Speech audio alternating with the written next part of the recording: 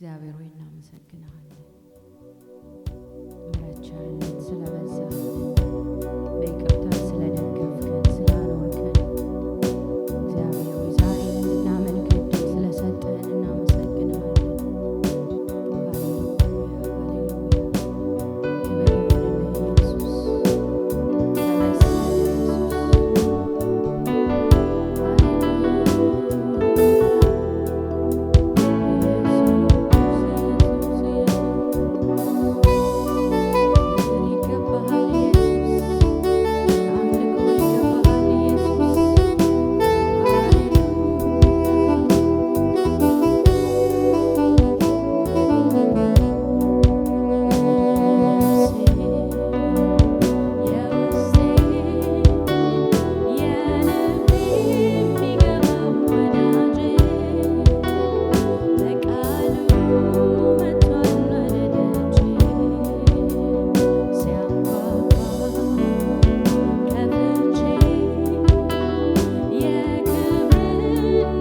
ተመስገን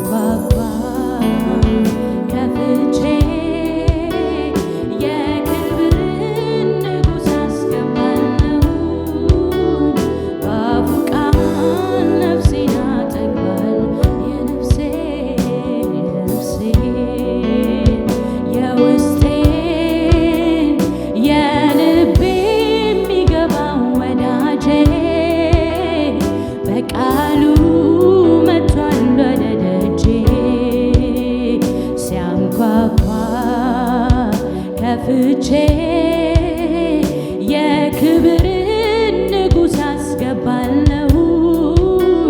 በአፉ ቃል ነፍሴን አጠግባለሁ። የነፍሴ የውስጤ የልቤ የሚገባው ወዳጄ በቃሉ መጥቷል ወደ ደጄ ሲያንኳኳ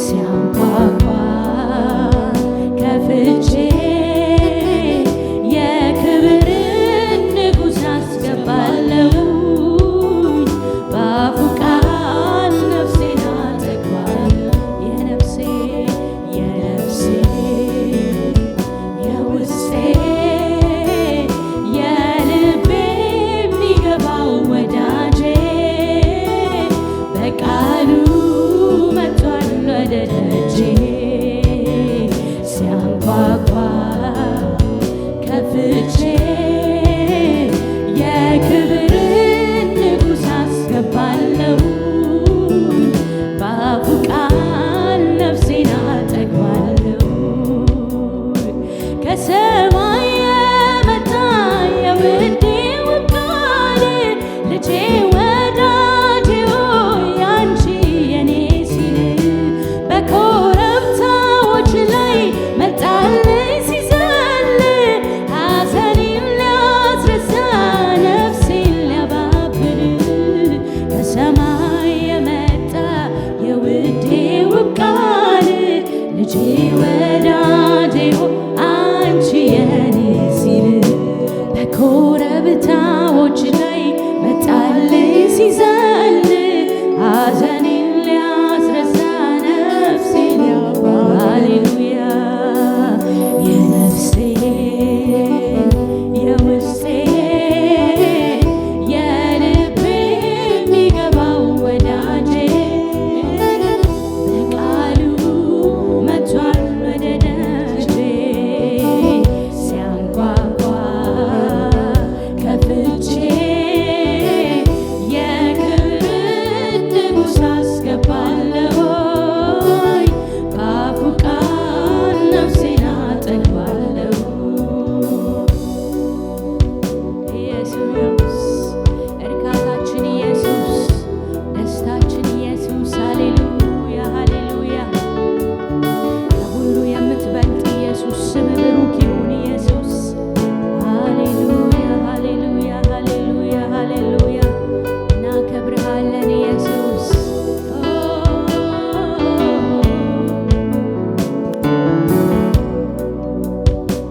የሥጋና የደሜን የልቤን ትርታ የመንፈሴን ጩኸት የነፍሴን ሙግቷ ከወንድም አብልጦ እኔን ሚጠጋጋ ወዳጅ አለኝና ለሱ ብቻ ላውጋ ዘልቆ ሚያረሰርስ ቃል አለና ባፉ ስሙን እየጠራ ልግባ ወደ እቅፉ ቃል ብቻ ይናገር እኔም እሰማለሁ ሸክሜን ሲያራግፈው ያን ሰው ሆናለሁ።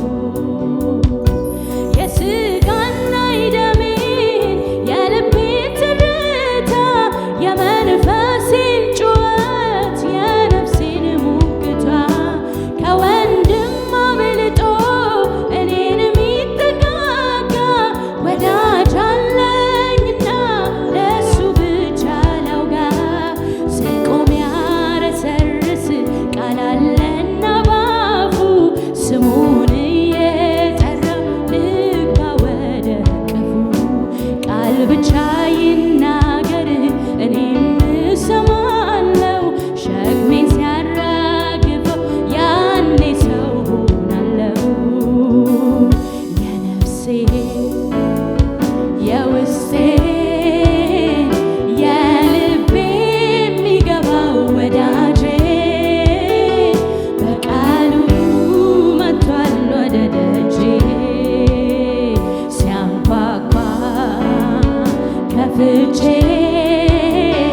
የክብርን ንጉሥ አስገባለሁ በአፉ ቃል ነፍሴን አጠግባለሁ። የነፍሴ የነፍሴ የውስጤ የልቤ የሚገባው ወዳጄ በቃሉ መጥቷል ወደ ደጄ ሲያንኳኳ ከፍቼ የክብርን ንጉሥ አስገባለሁኝ በአፉ ቃል ነፍሴን አጠግባለሁ። የሥጋና የደሜን የልቤን ትርታ የመንፈሴን ጩኸት የነፍሴን ሙግቷ ከወንድም አብልጦ እኔን ሚጠጋጋ ወዳጅ አለኝና ለሱ ብቻ ላውጋ ዘልቆ ሚያረሰርስ ቃል አለና ባፉ ስሙን እየጠራ ልግባ ወደ እቅፉ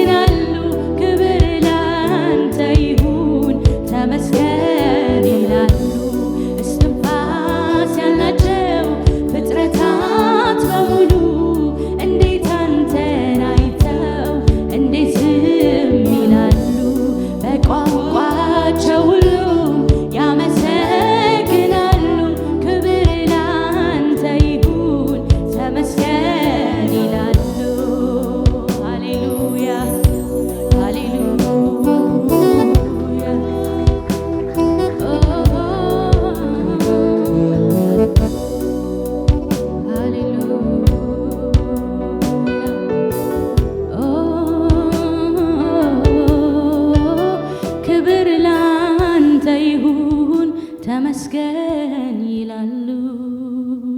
ከክብርም በላይ በላይ ይሁንልህ፣ ከምስጋና በላይ በላይ ይሁንልህ፣ ይሁንልህ፣ ይሁንልህ፣ ይሁንልህ፣ ይሁንልህ፣ ይሁንልህ።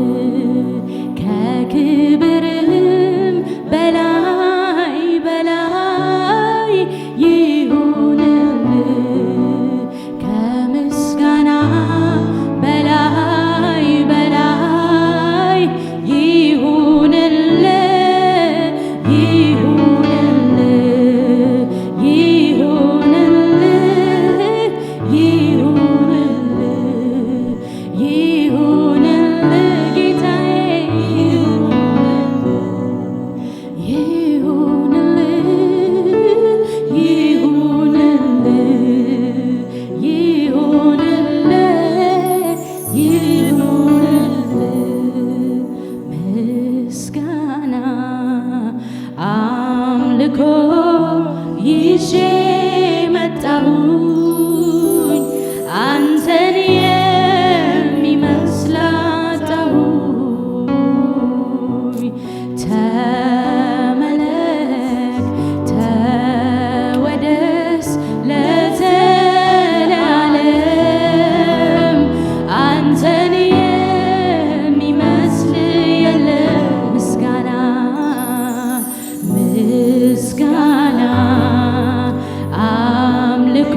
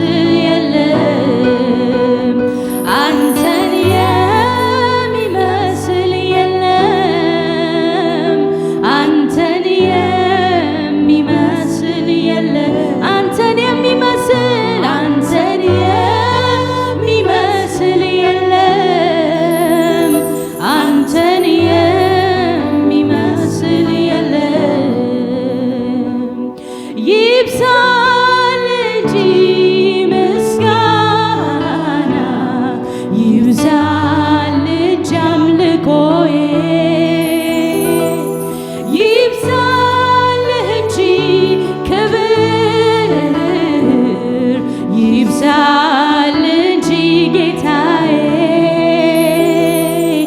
ማብዛት ለኔስ ጥማቴ ነው ያለኝ ምሰጠው ይሄን ነው ማብዛት ለኔስ ጥማቴ ነው ያለኝ ምሰጠው ይሄን ይብዛልህ ይብዛልህ እንጂ ምስጋና ይብዛልህ እንጂ አምልኮዬ ይብዛልህ እንጂ ክብር ይብዛልህ እንጂ ጌታዬ ማብዛት ለኔስ ጥማቴ ነው ያለኝ ምሰጠው ይሄን ነው ማብዛት ለኔስ ጥማቴ ነው ያለኝ ምሰጠው ይሄን ነው ክብር ይሁን ክብር ይሁን ክብር ይሁን ክብር ይሁን ክብር ይሁን ክብር ይሁን ክብር በላይ በሰማይ ዙፋኑ ላይ በታች በምድር ለእግዚአብሔር ክብር ይሁን ክብር ይሁን በላይ በሰማይ ዙፋኑ ላይ በታች በምድር ለእግዚአብሔር ክብር ይሁን ክብር ይሁን ክብር ይሁን ክብር ይሁን ክብር ይሁን ክብር ይሁን ክብር ይሁን ክብር ይሁን የሥጋና የደሜን የልቤን ትርታ የመንፈሴን ጩኸት የነፍሴን ሙግቷ ከወንድም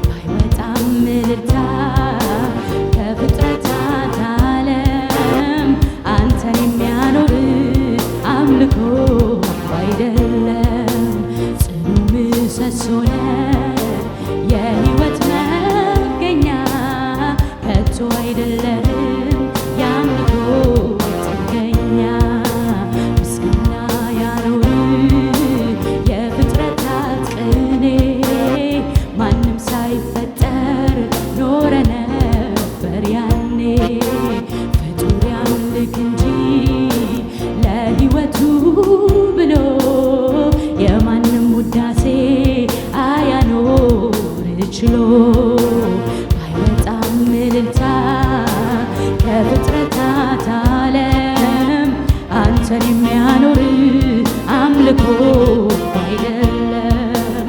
ባያንስም አምልኮ ባያንስም ክብር እኔ እንደው መሰዋቴን ከመሰዋት አልቀር አምልኮዬ በፊት ሞገስ ካገኛለኝ አንተን ከማምለክ ውጭ ሌላ ምን ደስታ አለኝ?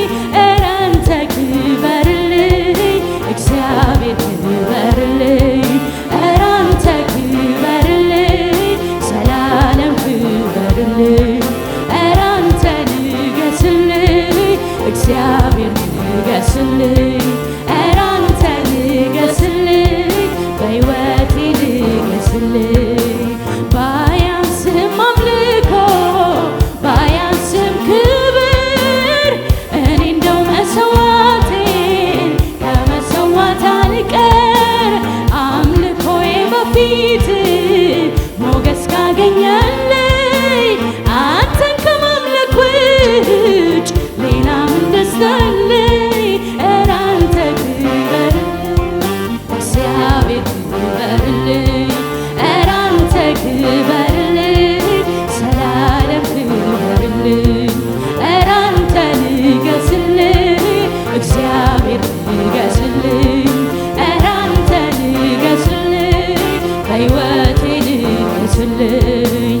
ባያንስም አምልኮ ባያንስም ክብር እኔ እንደው መሰዋቴን ከመሰዋት አልቀር አምልኮዬ በፊት ሞገስ ያገኛለኝ አንተን ከማምለክ ውጭ ሌላ ምን ደስታ አለኝ? ኧረ አንተ ክበርልኝ እግዚአብሔር ክበርልኝ፣ ኧረ አንተ ክበርልኝ ዘላለም ክበርልኝ፣ ኧረ አንተ ንገስልኝ እግዚአብሔር ንገስልኝ፣ ኧረ አንተ ንገስልኝ በሕይወቴ ንገስልኝ፣ ኧረ አንተ ክበርልኝ እግዚአብሔር ክበርልኝ፣ ኧረ አንተ ክበርልኝ ዘላለም ክበርልኝ፣ ኧረ አንተ ንገስልኝ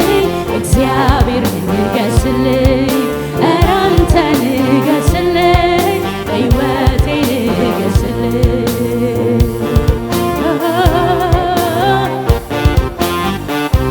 ሃሌሉያ ላንተ ሚመጥን አምልኮ ባይኖርም ግን አጣሁኝ ብዬ ትቼ ዝም አልልም። ነፍሴን አፈሳለሁ ሆኜ በእግሮች ስር የመኖሪያ ዓላማ ነው ያንተ ክብር። ላንተ ሚመጥን አምልኮ ባይኖርም ግን አጣሁኝ ብዬ ትቼ ዝም አልልም። ነፍሴን አፈሳለሁ ሆኜ በእግሮች ስር የመኖሪያ ዓላማ ነው ያ ላንተ ላንተ ላንተ ሚመጥን አምልኮ ባይኖርም ግን አጣሁኝ ብዬ ትቼ ዝም አልልም። ነፍሴን አፈሳለሁ ሆኜ በእግሮች ስር የመኖሪያ ዓላማ ነው ያንተ ክብር። ኧረ አንተ ክበርልኝ እግዚአብሔር ክበርልኝ፣ ኧረ አንተ ክበርልኝ ዘላለም ክበርልኝ፣ ኧረ አንተ ንገስልኝ እግዚአብሔር ንገስልኝ፣ ኧረ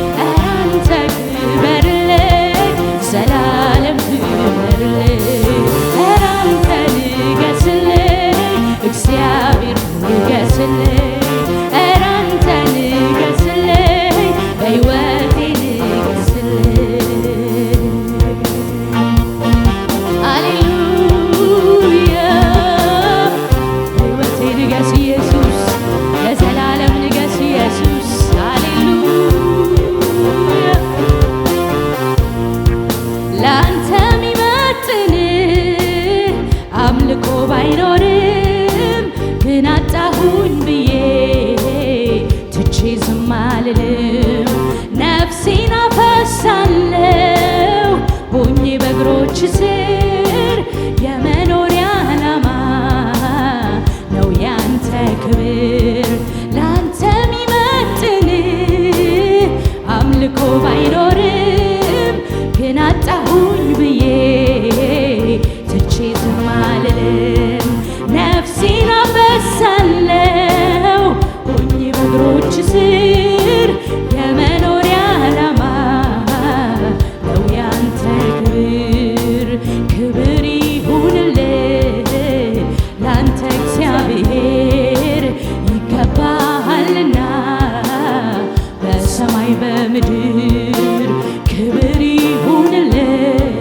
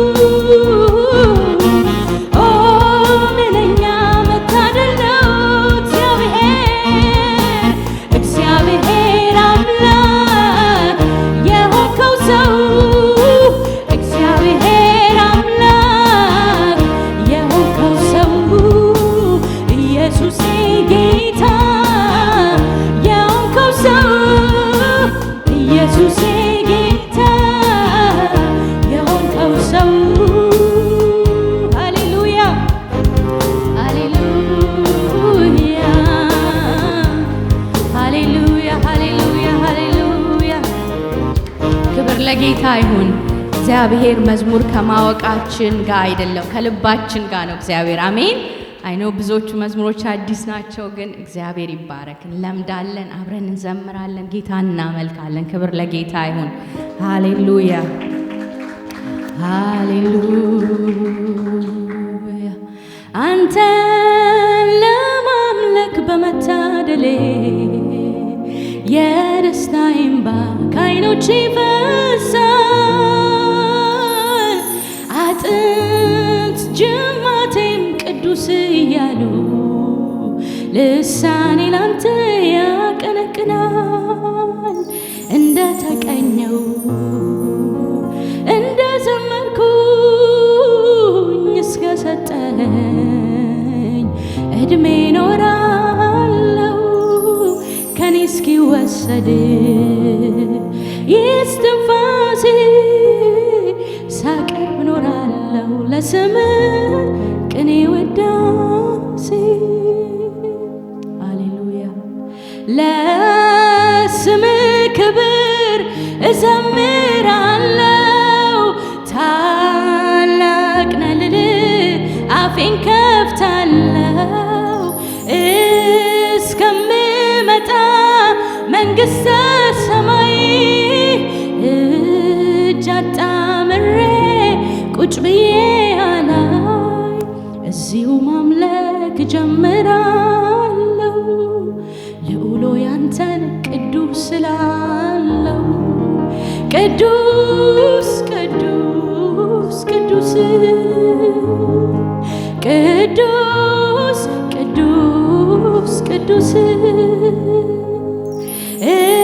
እስከምመጣ መንግሥተ ሰማይ እጅ አጣምሬ ቁጭ ብዬ አላይ እዚሁ ማምለክ ጀምራለሁ።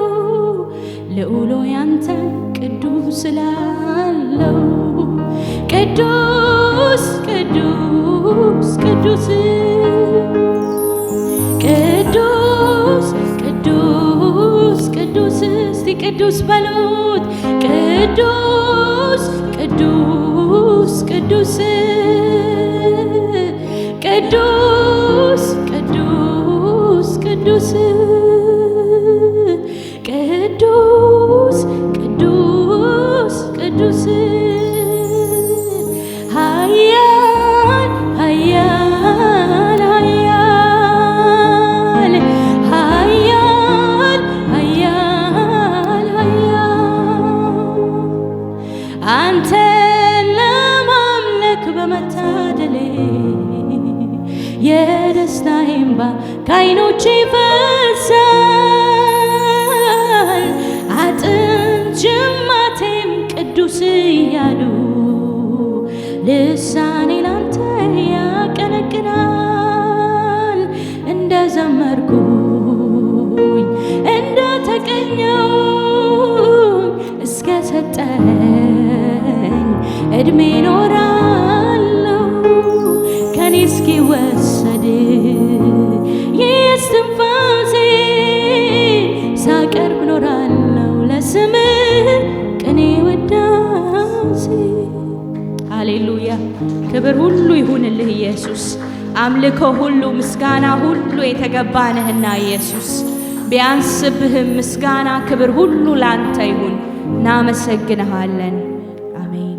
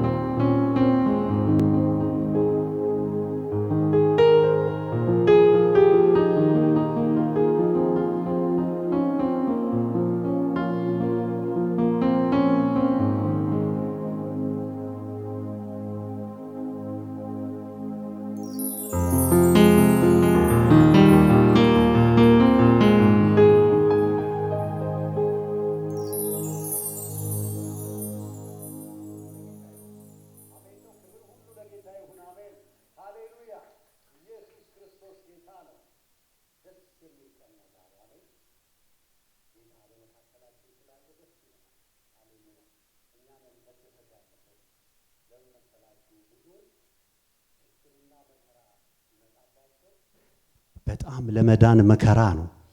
እኛ ግን ጣልቃ የሚገባ ጌታ አለን። ሃሌሉያ! የሚቀድም ሃሌሉያ! ነገሩን የሚገለብጥ ጌታ አለን። ስለዚህ ደስ ይለናል። በቃ ስንኖር ፈተና ሊመጣ ይችላል፣ የሆነ ነገር ሊመጣ ይችላል። በቃ የሆነ ነገር እንበለው፣ ግን እግዚአብሔር ይቀድምና ይቀይረዋል። ስለዚህ እድለኞች ነን። ቅድም በመዝሙር ውስጥ አይታችኋል አይደል? እኛ እድለኞች ነን የእግዚአብሔር ስለሆነን፣ እግዚአብሔርን ስለምናመልክ። ለማ ብለን? ለራሳችን ብለን። ሃሌሉያ! እሱማ ሙሉ ነው። ሃሌሉያ! እሱ ሙሉ ነው። ሃሌሉያ! ሃሌሉያ! ሃሌሉያ! እሰይ ኢየሱስ፣ እናመልክሃለን። አሁንም ደግሞ በቀረው ዕድሜ ዘመናችን እናመልክሃለን፣ እናመልክሃለን፣ እናመልክሃለን። ክብር ላንተ ይሁን። ደስ ይላል በእውነት። እኔ እንጃ፣ እግዚአብሔር ሲኖር ልዩ ነገር አለ። ሃሌሉያ! እሱ ባለበት በዛ ደግሞ ሰላም አለ። ጌታ ኢየሱስ ጌታ ነው።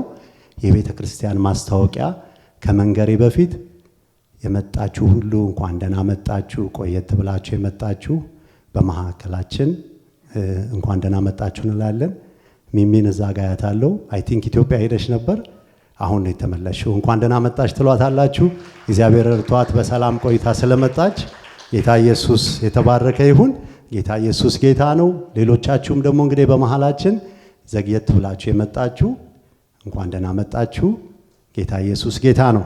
እንግዲህ ከዚህ በኋላ ደግሞ ቀጥዬ የቤተ ክርስቲያን ማስታወቂያ ነግራችኋለሁ። እንግዲህ በቤተ ክርስቲያናችን ሁል ጊዜ ጠዋት ላይ አርብ የሚደረግ ጸሎት አለ።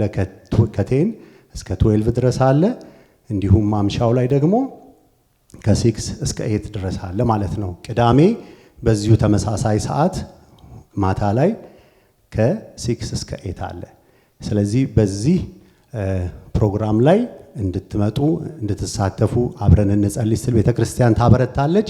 ሌላው ደግሞ ከዚህ ቀጥዬ የማነግራችሁ በዚህ ላይ እንደምትመለከቱት ልክ ሰንዴይ ስኩል ጠዋት ከ9 AM እስከ 10 AM ድረስ ይኖረናል ማለት ነው። በላይኛው ክፍል ስላለ ሁላችሁም ባለፈው ሳምንት አንድ ሳምንት በፊት ተናግሬያለሁኝ። ፓስተር ነግሮኝ አዲስ አስተማሪ አዲስ ትምህርት ስለሆነ በዚህ የመጣችሁ አብረን ደግሞ የእግዚአብሔርን ቃል እንማር ቤተክርስቲያን ትላለች። ልክ ከ10:30 ጀምሮ ዛሬ በጣም እንግዲህ ያው ፓስተር ትላንትና መልእክት ልኮ ነበረ። ሁላችሁም ደርሷችኋል በዋትስአፕ ግሩፕ። ከዛሬ ጀምሮ እንግዲህ አሁንም በጣም እናበረታታችሁ። ይሄው እዚህ ላይም በጣም ሰዓቱ በግልጽ ሆኖ ተጽፎ ተቀምጧል፣ በቴክስትም ተደርጓል። ስለዚህ 10:30 ልክ እዚህ ፕሮግራማችን ይጀመራል።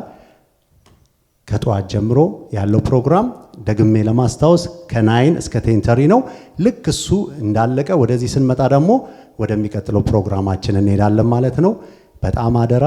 ከዛ በኋላ ደግሞ እግዚአብሔር እንዲህ ባለ አምልኮ ውስጥ እግዚአብሔር ደግሞ የሚያስተምረን ጊዜ ይኖረናል።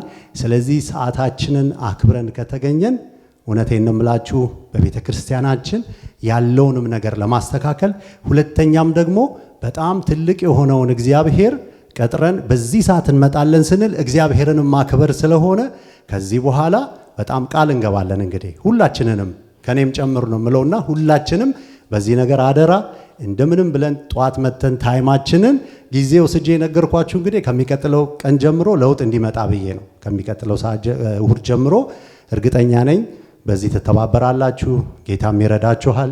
ጌታ ኢየሱስ ጌታ ነው። ሃሌሉያ።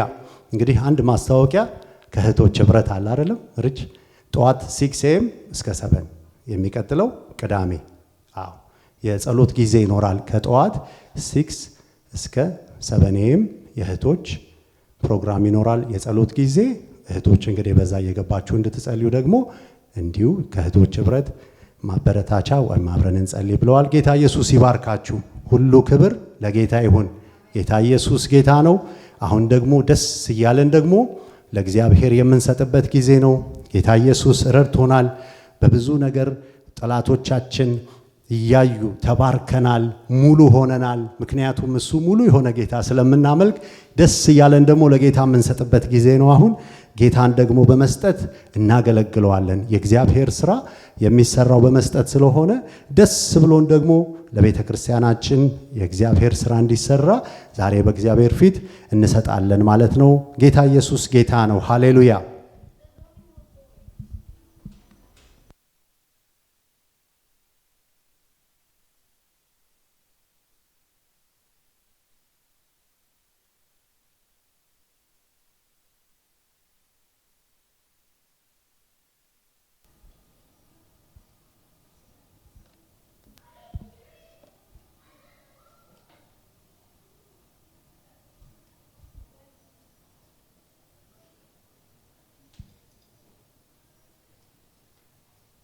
እሺ ዝቅ አድርገን ራሶቻችንን እስቲ በእግዚአብሔር ፊት እንጸልይ። የዘላለም አባት እግዚአብሔር ሆይ በጌታ በኢየሱስ ክርስቶስ ስም እናመሰግናለን። እግዚአብሔር አንተ ስለረዳህን በሁሉ ነገር ተመስገን። ዛሬ ደግሞ በእውነት እግዚአብሔር ሆይ አንተ ማለዳን አዲስ ነገር የምታደርግ ጌታ፣ በዚህ ማለዳ ደግሞ አዲስ ነገር በሕይወታችን ውስጥ ስላደረግክልን እናመሰግናለን። ክብሩን እንሰጣለን። እግዚአብሔር ሆይ በእውነት በጌታ በኢየሱስ ክርስቶስ ስም አንተ ብቻ የምትረዳን አምላክ ስለሆንክ እናመሰግናለን። ከጠዋት ጀምሮ በነበረው ነገር ሁሉ እግዚአብሔር ሆይ ስለረዳህን ተመስገን። አሁን ደግሞ እግዚአብሔር ሆይ በእውነት ልባችን ደስ ያለን እግዚአብሔር ሆይ በጌታ በኢየሱስ ክርስቶስ ስም ይህንን ዘር እንዘራለን። እግዚአብሔር አምላክ ሆይ በኢየሱስ ክርስቶስ ስም በእውነት አንተ እንዳልከው እግዚአብሔር ሆይ በኢየሱስ ክርስቶስ ስም ላንተ ሰተን እግዚአብሔር ሆይ ከበረከት አልጎደልንምና እግዚአብሔር ሆይ እንደ ቃልህ አሁንም ደግሞ እግዚአብሔር ሆይ ደስ ያለን እግዚአብሔር ሆይ ደግሞ ለቤት ሥራ የሚሆነውን ሁሉ እንሰጣለን። እግዚአብሔር ሆይ ደግሞ የሰጠነውን በልጅህ በኢየሱስ ክርስቶስ ስም አንተ እንድትባርከው እንለምንሃለን። ሁሉን ነገር አሳልፈን ሰጠንህ በምትወደው በልጅህ በጌታ በኢየሱስ ስም አሜን።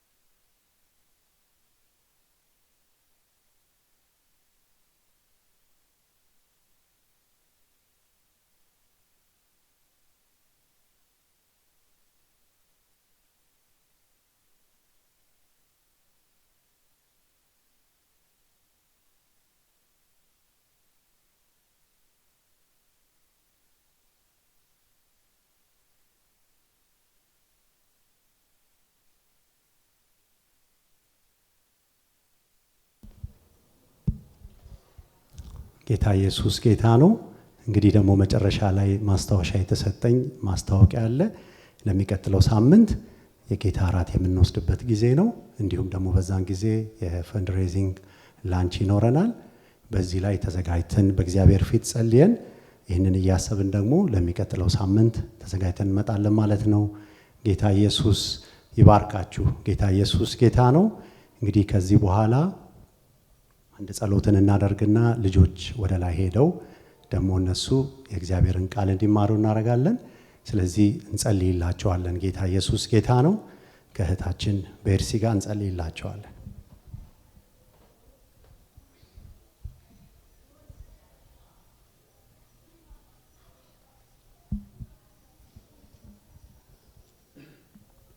እግዚአብሔር አባት ሆይ እናመሰግንሃለን ስለሰጠህን ጊዜ ሁሉ ክብር ላንተ ይሁን።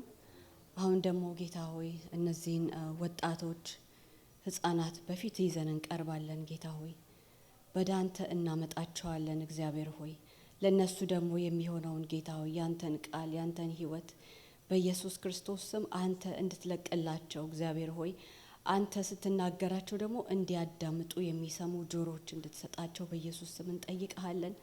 እግዚአብሔር ሆይ መንፈሳቸው ሁለንተናቸው ተረጋግቶ አንተን እንዲሰሙ እግዚአብሔር ሆይ በኢየሱስ ክርስቶስ ስም የልብ ጆሮአቸው እንዲከፈቱ እግዚአብሔር ሆይ ማስተዋል እንዲሰጣቸው በኢየሱስ ስም እንጠይቀሃለን።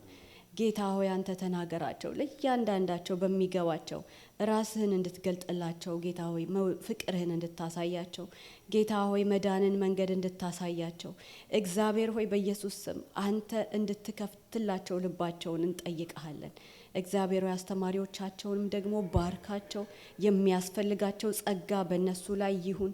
ጌታ ሆይ አንተ እነሱን ተናገር፣ ባርካቸው፣ እርዳቸው እንልሃለን። ጌታ ሆይ የቀረውን ጊዜና ሰዓት በእውነት ጌታ ሆይ በአንተ የተቀባ በአንተ የተባረከ ጌታ ሆይ አንተ የምትሰራበት አንተ የምትገኝበት ልዩነት የሚሆንበት ጊዜ እንዲሆን ለእኛም ለነሱም እግዚአብሔር ሆይ እንጠይቀሃለን።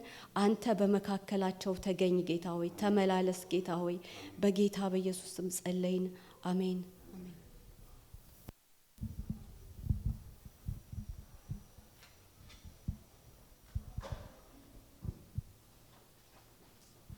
ሃሌሉያ። ጌታ ኢየሱስ የተባረከ ይሁን። እህታችን ቤርሲ ጌታ ይባርክሽ። እህታችን ሜሮን፣ እህታችን አቤ ጌታ ኢየሱስ አብዝቶ ይባርካችሁ። ክብርን ሁሉ ለጌታ እየሰጠን ደግሞ ከዚህ በኋላ የእግዚአብሔርን ቃል የምንሰማበት ጊዜ ነው። ጌታ ኢየሱስ ጌታ ነው። እንግዲህ ጊዜውን ለፓስተር ቴዲ ሰጣለሁኝ። ወደዚህ መጥቶ ያስተምረናል። ጌታ ይባርክም በለው ወንድማችን ቢንያም። እግዚአብሔር አምላካችን የተባረከ ይሁን። መጽሐፍ ቅዱስ የያዝን ሰዎች መጽሐፈ ኢያሱ ምዕራፍ 1ን እናወጣና እናነባዋለን። መጽሐፈ ኢያሱ ምዕራፍ 1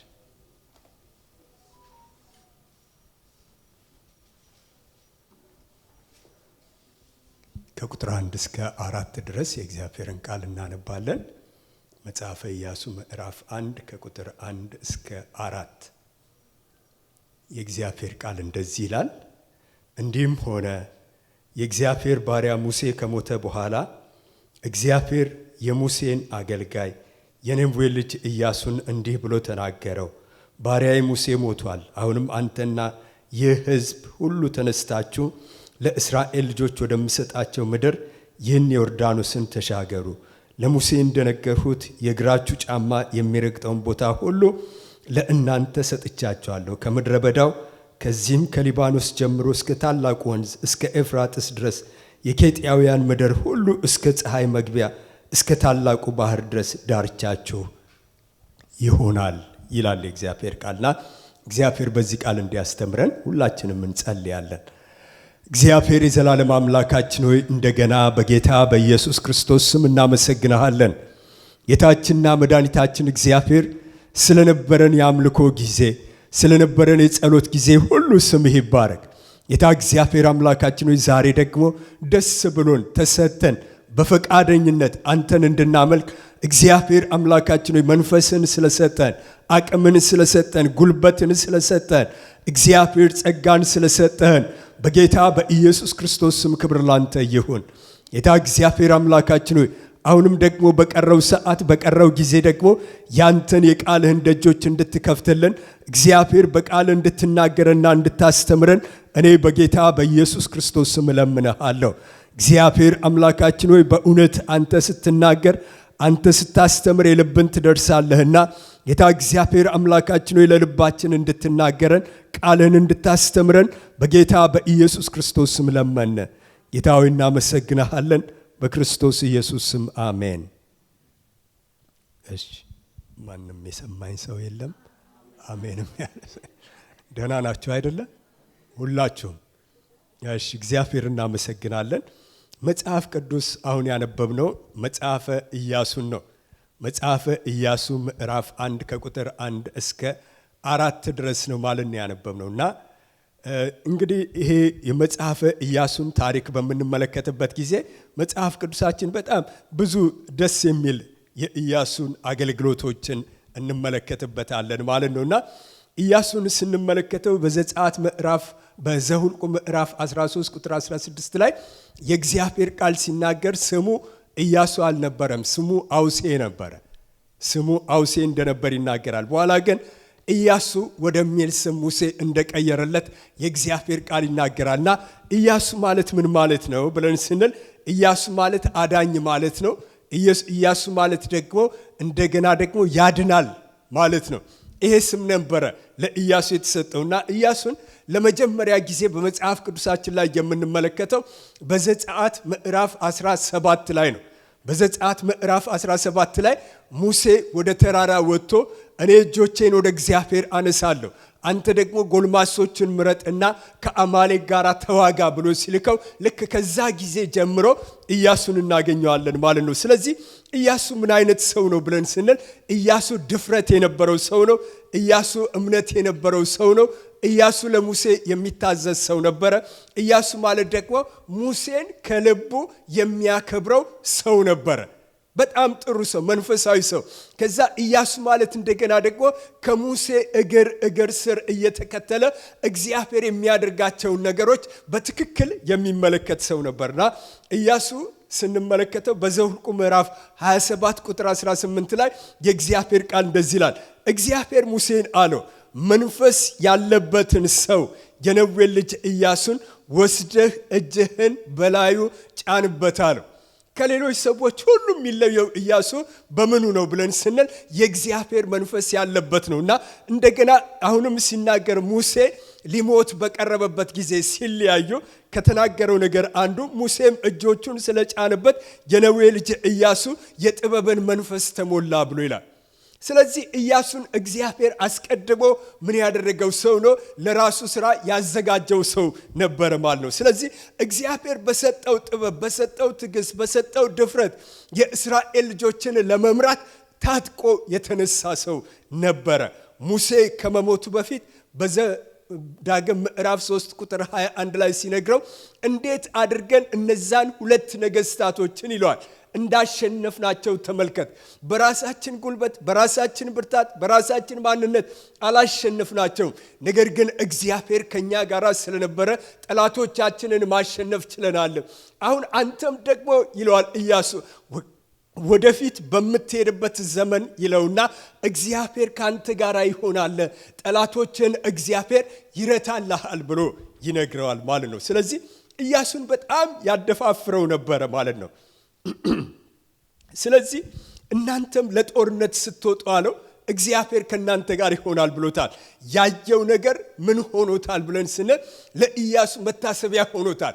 ሙሴ ሲያገለግል፣ ሙሴ ጠላቶቹን ሲያሸንፍ፣ ሙሴ ለጦርነት ሲወጣ፣ ሙሴ ሰዎችን ሲያዝ፣ ሙሴ ሰዎችን ሲያስተባበር፣ ሙሴ ሰዎችን ወደ እግዚአብሔር ይዞ ሲመጣ እነዚህ ነገሮችን ሁሉ ሲያያቸው ምን ሆኖታል? መታሰቢያ የሆነው ሰው ነው ማለት ነው። ስለዚህ ያየው ነገር የወደፊት ለሱ ጉልበቱ እንደሆነ አውቋልና በዛሬው ክፍላችን እንግዲህ የመጀመሪያው ነገር ሙሴ ሳይሆን እግዚአብሔር ለኢያሱ የሚለው ነገር አለ። እስካሁን ሙሴ ነበር ይለው የነበረው፣ ይናገረው የነበረው ከእግዚአብሔር ተቀብሎ መጥቶ ከእግዚአብሔር ታዞ እጁን የጫነበት፣ ከእግዚአብሔር ታዞ የተናገረው፣ ኢያሱን ያዘጋጀ የነበረው እግዚአብሔር ነበር። አሁን ግን ኢያሱ ምዕራፍ 1 ላይ በምንመጣበት ጊዜ ሙሴ የሞተበት ጊዜ የሌለበት ጊዜ ነው። አሁን ማን ያለው ተረኛ ብለን ስንል የኢያሱ ተራ የደረሰበት ጊዜ ነው። ኢያሱ ልክ እንደ ዱላ ቅብብሎች ማለት ነው ከሙሴ የተቀበለበት ጊዜ። የክርስቶስ ኢየሱስ 12ቱ ደቀ መዛሙርቶች ከክርስቶስ ኢየሱስ በትሩን ተቀብለው እንደሄዱ፣ ጢሞቴዎስ ደግሞ ከጳውሎስ ተቀብሎ እንደሄደ ያ ዘመን ለማን መጣ ማለት ነው? አሁን ደግሞ ለኢያሱ የመጣበት ጊዜ ነው። ስለዚህ ለኢያሱ እግዚአብሔር ይናገረዋል። ሲናገረው የመጀመሪያው እንደዚህ ይለዋል፣ እንዲህም ሆነ የእግዚአብሔር ባሪያ ሙሴ ከሞተ በኋላ እግዚአብሔር የሙሴን አገልጋይ የነዌን ልጅ ኢያሱ እንዲህ ብሎ ተናገረው፣ ባሪያዬ ሙሴ ሞቷል። አሁንም አንተና ይህ ሕዝብ ሁሉ ተነስታችሁ ብሎ ይለዋል።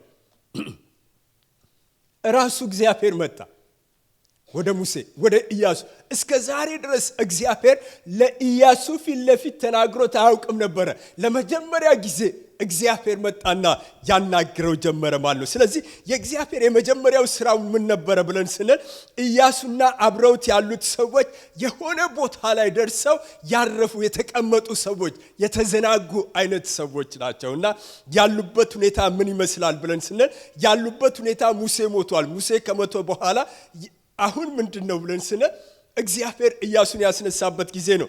የኢያሱ ሞት ኢያሱንም እስራኤልንም ለቀናትና ለወራት ምን አድርጓቸዋል?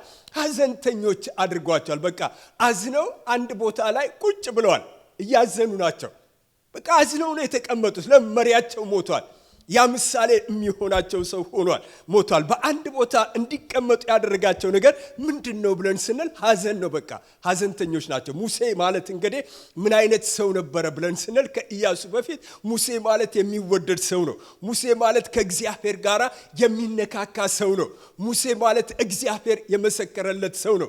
ከናንተ መካከል ነብይ ቢኖር አለ እግዚአብሔር ሲናገር በቃሌ እናገረዋለሁ። ባሪያዬ ሙሴ ግን እንደዚህ አይደለም። ሙሴን ፊት ለፊት ምን አድርገዋለሁ? አናግረዋለሁ ያለ። ስለዚህ እግዚአብሔር ከተናገረባቸውና ከተናገራቸው ሰዎች የሙሴ የተለየ ነው በመጽሐፍ ቅዱሳችን ውስጥ ማለት ነው። ስለዚህ እግዚአብሔር የመሰከረለት ሰው፣ እግዚአብሔርን የሚሰማ ሰው ነበር። ስለዚህ አሁን የእስራኤል ልጆችና ኢያሱ ያጡት ማንን ነው ብለን ስንል እንዲህ አይነት ሰው ነው ያጡት። እግዚአብሔርን የሚሰማ ከእግዚአብሔር የሚቀበል ከእግዚአብሔር ተቀብሎ ደግሞ ለሰዎች የሚናገር እንዲህ አይነት ሰው ነው ያጡት። እግዚአብሔርን ፊት ለፊት ያየ ሰው ከእግዚአብሔር አደራ የተቀበለ ሰው ይህንን ሰው ነው ያጡት። ህዝቡ ከዚያ ግፍ ከሞላበት ከግብጽ ባርነት እንደገና ደግሞ ለዘላለም በባርነት አትኖሩም ብሎ ሄዶ ከፈርዖን ጋር ተሟግቶ የእስራኤል ልጆችን ከባርነት ምድር ነፃ ያወጣቸው ማን ነው ብለን ስንል ይሄ ሙሴ ነው። ስለዚህ ሞቶም እንኳን እነዚህ ሰዎች ምንድናቸው የት ናቸው ያሉት ብለን ስንል በሙሴ ሐሳብ ውስጥ ያሉ ሰዎች ናቸው ማለት። ስለዚህ ለሙሴ የተለየ አክብሮት አላቸው፣ የተለየ ፍቅር አላቸው፣ የተለየ አመለካከት አላቸው። በብዙ ነገር ምን ያደርጋሉ ብለን ስንል ሙሴን ይወዱታል። ሙሴን እኮ ቢጠሉትም እሱ ምን ያደርጋል? ይናደድባቸዋል። ግን ደግሞ ሙሴን ይወዱታል ማለት ነው። ሙሴ ከነሱ መለየት የጎዳቸው ሰዎች እንደሆኑ ቁጭ ብለው ያስባሉ። ሙሴ ተለየን አይደለ ብለው በቃ በጣም አዝነው እርስ በርሳቸው የሚመካከሉ ሰዎች። ሙሴ ለዘላለም አብሯቸው ቢኖር በጣም ደስተኞች ነበሩ። ባይሆን እንኳን እስከ ርስታቸው እግዚአብሔር እስከ ተናገረላቸው እስከ ከነዓን ምድር ድረስ ይዟቸው ቢገባ እጅግ በጣም ደስተኞች ነበሩ። ግን ሊሆን አልቻለም ማለት ነው። ሙሴ እግዚአብሔር አትወርስም፣ ነገር ግን በሩቁ ምን ታደርጋለህ? ታያለህ ብሎት ነበር። የከነዓንን ምድር አትወርስም፣ ግን በሩቁ አይተው ትመለሳለህ ወይም ደግሞ ትሞታለህ ብሎት ነበርና እግዚአብሔር ወደ ፈስጋ ተራራ ላይ አወጣውና ከርቀት አሳየው። ከዛ በኋላ ሙሴ በዛው እንደተሰናበተ የእግዚአብሔር ቃል ይናገራል። በዘዳግም ምዕራፍ 34 ላይ ከቁጥር 11 እስከ 12 ስንመለከት ሙሴ ምልክትና ድንቅን ያደርግላቸው ነበር ለእስራኤል ሰዎች። ስለዚህ በጣም ይወዱታል፣ በጣም የሚመኩበት ሰው ነው። ሙሴ የተለየ ሰው ነው። ሙሴ ማለት ልዩ ሰው ነበርና እንደሱ ያለ ሰው አልተነሳም ይላል። የመጨረሻው በቃ የሙሴ ታሪክ ሲጠቀለል ዘዳግም ምዕራፍ 34 ቁጥር 12 ላይ የመጨረሻው ቃል የምትለው እንደዚህ ነው፣ እንደ ሙሴ ያለ ሰው አልተነሳም በቃ አለ። ስለዚህ ያ የሙሴ መጨረሻ ነበር ማለት ነው። ስለዚህ እግዚአብሔር ለኢያሱ ተናገረው፣ ባሪያዬ ሙሴ ሞቷል አለው። አሁን እኮ ነው መጥቶ እንዴ ኢያሱ እስከ ዛሬ መሞቱን አያውቅም እንዴ? ያውቃል እንጂ አዝኖ የተቀመጠው እያለቀሰ ያለው ሰዎችን አሰባስበው በአንድ ስፍራ የተቀመጡት ለምንድን ነው ብለን ስለ መሞቱን እኮ ያውቃል። ግን እግዚአብሔር መጣና አሁን ምን አለው? ለኢያሱ እንደዚህ አለው፣ ባሪያዬ ሙሴ ሞቷል አለው። ሞቱን ለሚያውቅ ሰው ማለውና እነ ኢያሱና ህዝቡ ግን ያ የተወደደ መሪ ሙሴ ከሞተ በኋላ የሆነ ቦታ ደርሰው ቁጭ ያሉ ሰዎች ይመስላሉ። በቃ መንቀሳቀስ ያቃታቸው፣ መነሳት ያቃታቸው፣ ወደፊት መሄድ ያቃታቸው አንድ ቦታ ላይ ደርሰው ውስጣቸው በሐዘን ውስጣቸው በቁጭት የተሞሉ ሰዎች እንደዚህ አይነት ሰዎች ሆነዋል። ከሐዘን የተነሳ ከሐሳብ የተነሳ ከአንድ ስፍራ ላይ አልንቀሳቀስ ያሉ ሰዎች ናቸው። መንቀሳቀስ ያቃታቸው ናቸው። በቃ ሁሉ ጊዜ የሚያስቡት ጠዋት ሲነጋ ማን ነው ብለን ስንል ሙሴ እንደገና ሲሞች ማን ነው ብለን ስንል ውስጣቸው ያለው ሙሴ ምክንያቱም የተደረገው የሆነውን ነገር እያሰቡ ናቸው ማለት ነው። ስለዚህ ኢያሱ አሁን አደራ ተቀብሏል፣ ኃላፊነት ተቀብሏል። ግን ምን እያደረገ ነው ብለን ስንል በአንድ ስፍራ ላይ ተወስኖ ምን ያደረገ ሰው ነው? ቁጭ ብሏል። አደራ እኮ እግዚአብሔር ሰጥቶታል። አንተ ነህ የምትመራው ብሎታል። አንተ ነህ ዮርዳኖስን የምታሻገር ብሎታል። አንተ ነህ የከነዓንን ምድር የምታወርስ ብሎታል። ነገር ግን ኢያሱ ምን እያደረገ ነው ብለን ስንል አንድ ስፍራ ላይ የተቀመጠ ሰው ነው ማለት ነው። የቀደመው መሪውን እያሰበ የሚተግዝ ሰው ሆኗል ማለት ነው ሙሴ። ስለዚህ እግዚአብሔር ወደሱ ሲመጣ ያለው ባሪያዬ ሙሴ ሞቷል። ስለዚህ አንተ ምን አድርጋለው? ተነስ በቃ። ተነስ በቃ። እሱ ሞቷል። አንተ ምን አድርጋለው? ተነስ በቃ። ነግሮት እኮ ነው አሁንም የሚነግረው። ስለዚህ አንተ አሁን ይህንን ህዝብ ይዘህ ተነሳ። አሁን የማዘንም አለው የማልቀስም እንደገና ደግሞ የማድነቅም ጊዜ አይደለም አለው። በቃ ማድነቅም አይደለም አለው። የመሻገር ጊዜ ነው አለው። አሁን በቃ የመነሳት ጊዜ ነው፣ የመሻገር ጊዜ ነው፣ የመውረስ ጊዜ ነው እንጂ አሁን በፍጹም ላንተና ለእስራኤል ልጆች የሐዘን ጊዜ በፍጹም አይደለም አለው። ስለዚህ ኢያሱ አደራ ተቀብሏል፣ ኃላፊነት ተቀብሏል። ግን በሐሳብ ውስጥ ገብቶ የቀደመውን መሪውን እያሰበ አንድ ስፍራ ላይ ደርሶ የተቀመጠ ሰው ነው ማለት። ስለዚህ እግዚአብሔር ወደሱ መጥቶ ያለው ባሪያዬ ሙሴ ሞቷልና ኢያሱ ተነሳ በቃ ተነሳ አለው። ስለዚህ ሙሴ የለም ያለኸው አንተ ነህ በቃ አለው። የለም በቃ ሙሴ ያለኸው አንተ ነህ።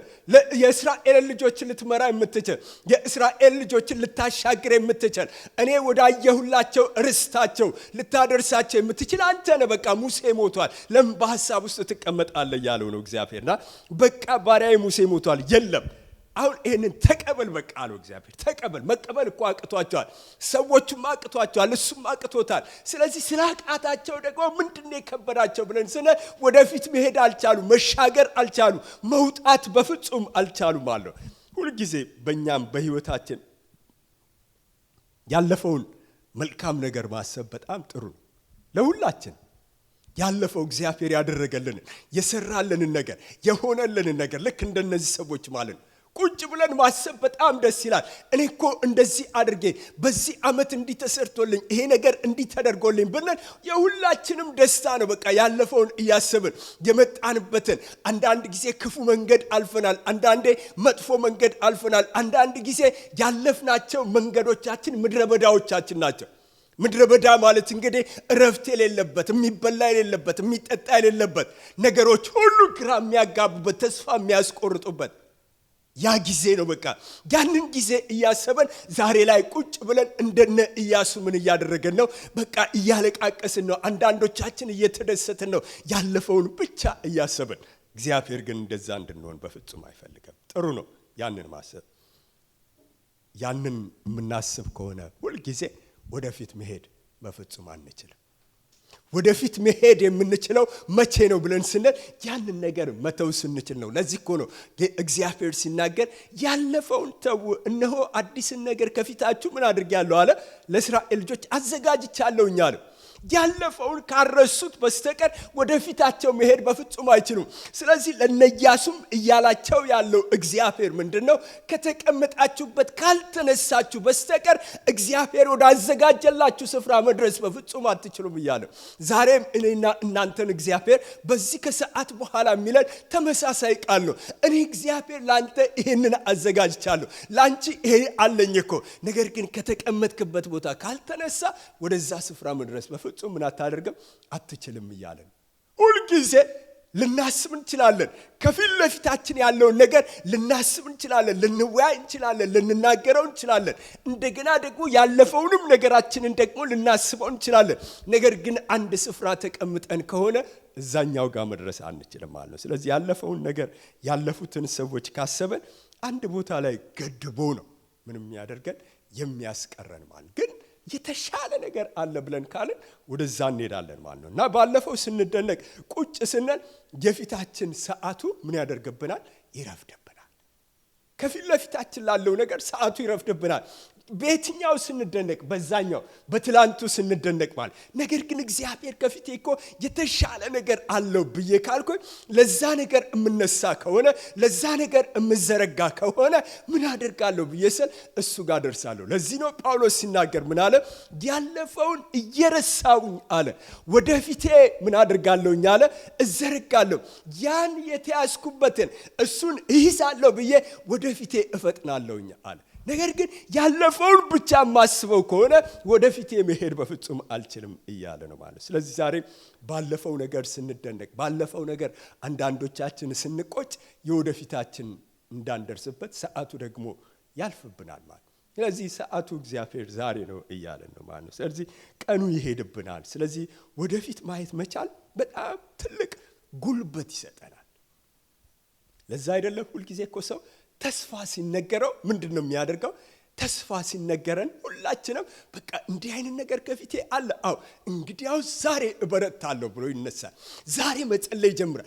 ዛሬ መዋጋት ይጀምራል። ዛሬ መወሰን ይጀምራል። ለምን? ከፊት ለፊቱ ያለው ተስፋ ነው። ነገር ግን ያንን ተስፋ ብቻ ሆኖ እንዲቀር ደግሞ እንዳይቀር ደግሞ ምን ማድረግ አለብን ብለን ስንል መነሳት አለብን ማለት ነው። ወደ ሁለተኛው ሐሳቤ ልለፍ። ሁለተኛው ደግሞ በራሳችሁ ተነሱ ተሻገሩ አላቸው እግዚአብሔር። በጣም ከባድ ነው እግዚአብሔር ያላቸው ነገርና ለእስራኤል ልጆች እንግዲህ ወደምሰጣቸው ምድር ይህንን ዮርዳኖስ ተሻገሩ። እኔ ላሻግራችሁ አይደለም ያለው፣ ተሻገሩ ነው በቃ እናንተ ተሻገሩ ነው ያላቸው። እና እግዚአብሔር የተናገራቸው ርስ ለአባቶቻቸው ሊሰጣቸው የገባላቸው ቃል ኪዳን ሊያወርሳቸው ቀኑ ደረሰ። ስለዚህ ተነሱ አላቸው። ከዚያም ለእስራኤል እንግዲህ ወደምሰጣችሁ ምድር ምን አድርጉ አለ? ተሻገሩ አላቸው። እንዴት ነው ነገሩ ብለን ስንል ሰጪው ኢያሱ አይደለም፣ ርስታቸውን የሚሰጣቸው ኢያሱ አይደለም፣ ወይም ደግሞ ሰጪያቸው ደግሞ የሃይማኖት ሰዎችም አይደሉም። ሰጪዎቹ ደግሞ ወይም ደግሞ የነሱ ወታደሮቻቸውም አይደሉም። ሰጪው ማን ነው ብለን ስንል ሰጪው የሰማይ አምላክ እግዚአብሔር ራሱ ነው የሚሰጠው፣ ራሱ ነው ሊሰጣቸው ያለው። ስለዚህ እግዚአብሔር ሲሰጥ ምን ያደርጋል ብለን ስንል የሰዎችን ልብ ያሳርፋል። ሰው ከሰጠ ሁልጊዜ ውለታ አድርጌለታለሁ ብሎ ይቆጥራል። አይጠፋም፣ ከልቡ አይጠፋም፣ ከኛም አይጠፋም። አንዳንድ ጊዜ ሰው በጣም ብዙ ነገርም ካደረገለን ምናልባት አቅምም ሊያሳጣን ይችላል፣ ጉልበትም ሊያሳጣን ይችላል እዛ ሰው ጋር ስንደርስ ማለት ነውና አንዳንዴ በጣም ከባድ ነው። ስለዚህ እግዚአብሔር የሚሰጠው ስጦታ ግን ምን አለበት ብለን ስንል እግዚአብሔር በረከት አለበት። እግዚአብሔር የሚሰጠው ስጦታ ሰላም አለበት። እግዚአብሔር ሲሰጥ እረፍት አለበት ማለት። ስለዚህ እግዚአብሔር እኔ ወደምሰጣችሁ ስጦታ ይህንን ሕዝብ ዮርዳኖስን ይዛችሁ ምን አድርጉት አለ? ተሻገሩ አላችሁ። እኔ ወደምሰጣችሁ ነው ያለው እግዚአብሔር። ኢያሱ ወደሚሰጣችሁ አይደለም፣ ሌላ ሰው የሚሰጣችሁ፣ እኔ ራሴ እሰጣችኋለሁ። ወደምሰጣችሁ ግን የናንተ ውሳኔ ያስፈልጋል። የናንተ ከተቀመጣችሁበት ስፍራ መነሳት ያስፈልጋል። የናንተ ደግሞ መራመድ ያስፈልጋል ብሎ እያላቸው ነው ማለት። ስለዚህ እግዚአብሔር ላሻግራችሁ አላለም። እግዚአብሔር ያለው ዮርዳኖስን ተሻገሩ ነው በቃ። ዮርዳኖስን ተሻገሩ ነው እንጂ እኔ ላሻግራችሁ ብሎ አላላቸውም። እግዚአብሔር የፈለገው ለምንድን ነው ይሄንን ያላቸው ምክንያት ብለን ስንል የነሱን መነሳሳትን እግዚአብሔር አብዝቶ ምን ስለሚያደርግ ነው? ስለሚፈልገው ነው ማለት ነው። ስለዚህ እግዚአብሔር እንግዲህ ያለው ዮርዳኖስን ተሻገሩ በቃ አላቸው። እግዚአብሔር የፈለገው የነሱን ጉልበታቸውን አቅማቸውን ተጠቅመው ሲሻገሩ ማየት ነው ማለት ነውና መሻገር ማለት እንግዲህ ውሳኔን የሚፈልግ ነገር ነው። መሻገር ማለት ምንድነው ብለን ስንል ጊዜው ምን አይነት ጊዜ ነው ብለን ስንል ለእስራኤል ልጆች የመከር ጊዜ ነው ይላል። ኃይለኛ ዝናብ የዘነበበት ጊዜ ነው። የዮርዳኖስ ወንዝ የሞላበት ጊዜ ነው። ወንዙ ሞልቷል፣ ውሃው ጨምሯል። በጣም እንዲያውም ሲናገር ውሃው ምን እያደረገ ነው ብለን ስንል ከወንዙ ሁሉ ወጥቶ እየፈሰሰ ያለበት ጊዜ ነው። በዚህ ጊዜ ነው እግዚአብሔር ምን አድርጎ ያላቸው? ተሻገሩ ብሎ ያላቸው። በሚመች ጊዜ እኮ አይደለም። ውሃው በደረቀ ጊዜ ቢሆን ጥሩ ነበረ። ነገር ግን ውሃው በሞላ ጊዜ፣ መሻገር በማይቻልበት ጊዜ፣ ወደ ወንዙ ውስጥ እግራቸውን ማስገባት በማይችሉበት ጊዜ፣ በሚያቅታቸው ጊዜ፣ በማይመች ጊዜ፣ በዛ ጊዜ ነው እግዚአብሔር መጥቶ ምን ያላቸው? ተሻገሩ ብሎ ያላቸው ማለት ነው። ስለዚህ ጊዜው የማይመስል ጊዜ ነው። እነሱ ወስነው ሲሻገሩ ግን እግዚአብሔር እንደሚሰጣቸው ነገራቸው። የማይመስል ጊዜ፣ የማይመች ጊዜ፣ የማይሆን ጊዜ፣ አይተውት እኮ የሚያስደነግጣቸው ጊዜ። ምን አለ እግዚአብሔር ከወር በኋላ ቢለን ይሄ ወንዝ ከደረቀ በኋላ፣ ምን አለ እግዚአብሔር ከወር በፊት ይሄንን ተሻገሩ ቢለንስ ወንዙ እንደዚህ ሳይሞላ እግዚአብሔር ግን ያላቸው ወንዙ በሞላ ጊዜ ነው ተሻገሩ ያላቸውና ስለዚህ ለመሻገር ሲነሱ እምነት ያስፈልጋቸዋል። ምክንያቱም ዮርዳኖስ ስለሞላ እግዚአብሔር ሊሰጥ ነው። እንግዲህ ደግሞ ምን ይፈልጋል ብለን ስንል እግዚአብሔር ተቀባይ ይፈልጋል። እግዚአብሔር ሊሰጠን ሲነሳ እኛ በመናስበው እኛ በመንወደው እኛ በፈለግነው ጊዜ አይደለም። እግዚአብሔር በራሱ ጊዜ ይመጣል። እግዚአብሔር ይሰጠናል። በራሱ ጊዜ እግዚአብሔር ይባርከናል። እግዚአብሔር በራሱ ጊዜ ደግሞ አሁን ተሻገር በቃ ብሎ ሊለን ይችላል ባለው። ስለዚህ ለእኛ አይቻልም በተባለ ጊዜ የሰማይ አምላክ እግዚአብሔር ይመጣል። በእኛ በሰው ካልኩሌሽን አይቻልም ሲባል ያን ጊዜ እግዚአብሔር ይመጣል። ለዚህ እኮ ነው በመጽሐፍ ቅዱሳችን ውስጥ በምንመለከትበት ጊዜ አይቻልም የተባለበት ጊዜ የኤልሳና የአልዓዛር የኤልሳና የዘካርያስን ጉዳይ ስንመለከተው ይቻላል የሚባልበት ልጅ የሚገኝበት ጊዜ አበቃ። አይቻልም በሚባልበት ጊዜ ግን እግዚአብሔር መጣ። ወደ አብርሃምና ወደ ሳራም ደግሞ በሚቻልበት ጊዜ እግዚአብሔር ነግሯቸው ልጅ መውለድ በሚችሉበት ጊዜ እግዚአብሔር ተናግሯቸው እግዚአብሔር በተናገራቸው በሚችሉበት ጊዜ እግዚአብሔር ልጅ ሳይሰጣቸው ቀርቶ ነገር ግን በማይቻልበት ባረጁበት ጊዜ እግዚአብሔር ወደ እነሱ መጣ። የሚገርም ነው። አይቻልም በሚባልበት ጊዜ ነው እግዚአብሔር ወደ እኔና ወደ እናንተ የሚመጣው። ወደ አልዓዛር እኮ ጌታ ኢየሱስ ክርስቶስ የመጣው የምትወደው ወንድምህ ታሟል አልዓዛር፣ ስለዚህ ናና ጸልይለት ብለው ሲሉት ኢየሱስ ክርስቶስ ግን በሚቻልበት ጊዜ ቀረና በሰው አይምሮ በማይቻልበት ጊዜ አልዓዛር ከሞተ አልዓዛር ከተቀበረ አልዓዛር 4 ቀን ከሆነ በኋላ ቤተሰቦቹም ደግሞ ተሰብስበው ድንጋዩን አንከባሉት ሲላቸው አይ ይሸታል በሚሉበት ጊዜ በዛ ጊዜ ጌታ ኢየሱስ ክርስቶስ ወደ እነሱ መጣ። ሁሉ ጊዜ እንደዚህ ነው። እኛ በመናስበው ጊዜ እግዚአብሔር ላይ መጣ ይችላል። እኛ በወደድነው ጊዜ እግዚአብሔር ላይ መጣ ይችላል። እኛ በመንፈልገው ጊዜ እግዚአብሔር የኛን ነገር ሶልቭ ላያደርገው ይችላል። ግን እግዚአብሔር በራሱ ጊዜ ይመጣል። እግዚአብሔር በራሱ ጊዜ ሲመጣ እግዚአብሔር ዮርዳኖስ ሞልቷል ብለን ብንለው ተሻገር አይደለም። እረ ጌታ ኢየሱስ አሁንማ እንዴት ይነሳል አልዓዛር እኮ የሚነሳው በትንሣኤ ቀን ነው ብለው ሲሉት አይደለም ማለት ብታምኑስ ዛሬ አልዓዛር ይነሳል ብሎ ነው ያላቸው። 4 ቀን ሆኖታል ይሸታል ብለው ቢሉትም ይሁን አላቸው። በቃ እናንተ ብቻ ድንጋዩን አንሱት ነው ያላቸው። ስለዚህ አይሆንም አይቻልም በተባለ ጊዜ እንግዲህ ምን ያደርጋል ብለን ስንል እግዚአብሔር ወደ እኔና ወደ እናንተ ይመጣል። ግን እግዚአብሔር ሲመጣ ምን ይፈልጋል ብለን ስንል የኛን ውሳኔ ይፈልጋል። የኛን እምነት ይፈልጋል። የኛ እምነትና የኛ ውሳኔ ያስፈልጋል። ለእስራኤል ልጆች እንደዚህ ነው። አርፈው በተቀመጡበት ስለ ሙሴ እያሰቡ ስለ ሙሴ እያለቃቀሱ ስለ ሙሴ እየተጨናነቁ ባሉበት ጊዜ ነው እግዚአብሔር ምን ያደረገው ወደ እነሱ የመጣውና ተሻገሩ በቃ ተነሱ በቃ አላቸው። ዛሬ እኔና እናንተንም እግዚአብሔር ይለናል። በጣም ብዙ አይቻልሞች በእጆቻችን ላይ አሉ። ሁላችን ቤታችን ውስጥ አለ በጣም ብዙ አይቻልም የምንላቸው ነገሮች። ግን ለነዛ ነገሮች ምን ማድረግ አለብን ብለን ስንል ዛሬ እኔና እናንተ መወሰን አለብን። ዛሬ መጨከን አለብን። ዛሬ እግዚአብሔርን ልናምነው ይገባል። በምንድነው እግዚአብሔርን የምናምነው ብለን ስንል የኛን ዮርዳኖስን ሊከፍለው እንደሚችል እግዚአብሔርን ልናምነው ይገባል ማለት ነው። ስለዚህ አይሆንም ውስጥ ትሆኑ ይሆናል። ግን ቀኑ ጊዜው አልፏል በቃ ልንለው እንችላለን። ለእግዚአብሔር ግን የትኛውም ቀን የሚያልፍበት የለም። በሶስተኛና በመጨረሻ እግዚአብሔር የረገጣችሁትን ሁሉ አወርሳችኋለሁ በቃ አለ። አንድ አይደለም እግዚአብሔር ያለው የረገጣችሁትን ሁሉ ትወርሳላችሁ ብሎ አላቸውና የረገጣችሁትን ሁሉ ትወርሳላችሁ ብሎ ሲል እንግዲህ ርስታቸው ከየት እስከ የት ድረስ እንደሆነ ቁጥር 4 ላይ ነግራቸዋል። ርስታችሁ ከዚህ ጋር አንስቶ ብሎ ይላቸዋል። እስከዚህ ድረስ ነው በዚህ በኩል ደግሞ ከዚህ አንስቶ ይላቸዋል እስከዚህ ድረስ ነው ይልና ስፋቱን ይነግራቸዋል። የርስታቸው ግን ለዛ ምን መሆን አለባቸው ብለን ስንል መሻገር አለባቸው። እነርሱ ወደ ደረሱበት ሁሉ እግዚአብሔር ከነሱ ጋር እናንተ የረገጣችሁትን ሁሉ ነው አውርሳቸዋለሁ ብሎ ያላቸው። የረገጣችሁትን አይደል እንዴ? ለኢያሱና ለካሌብ እኮ ምንድነው ያለው እግዚአብሔር ቃል? ልጁ መንፈስ ከነርሱ ጋር አለና የረገጣችሁትን ስፍራ ለናንተ ሰጥቻቸዋለሁ ብሎ አላቸው እግዚአብሔር። ለምን ሄደው እዛ ስፍራ ላይ እግዚአብሔር ይችላል እግዚአብሔር ከኛ ጋራ ነው፣ እግዚአብሔር ይችን ምድር አሳልፎ ይሰጠናል ብለዋል። እንደገና ወደ ሙሴ መጥተው 10 ሰላዮች ምንድን ያሉት?